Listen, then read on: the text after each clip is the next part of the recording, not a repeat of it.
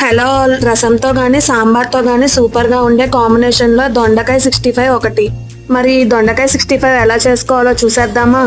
First అయితే 1/2 KG దొండకాయని తీసుకుని బాగా కడిగేసుకుని అందులో 1 కప్పు కార్న్ఫ్లోర్, 1 కప్పు బియ్యపు పిండి, 2 స్పూన్స్ అల్లం వెల్లుల్లి పేస్ట్, రుచికి సరిపడినంత కారం, కొంచెం పసుపు, 1 స్పూన్ ధనియాల పొడి, రుచికి సరిపడినంత సాల్ట్, 1 చెక్క నిమ్మరసము వేసుకోవాలి.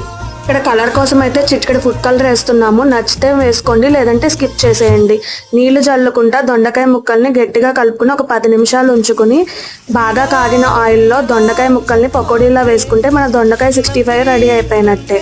ఈ దొండకాయ 65 స్నాక్స్లా కూడా తినేయచ్చు, భలే క్రంచీగా ఉంటాయి. లేదంటే సాంబార్ అన్నంలో, రసం అన్నంలో కాంబినేషన్ కూడా సూపర్గా ఉంటుంది. మీరు కూడా ట్రై చేసి ఎలా వచ్చింది అనేది కామెంట్ సెక్షన్లో చెప్పండి. Please subscribe to our channel.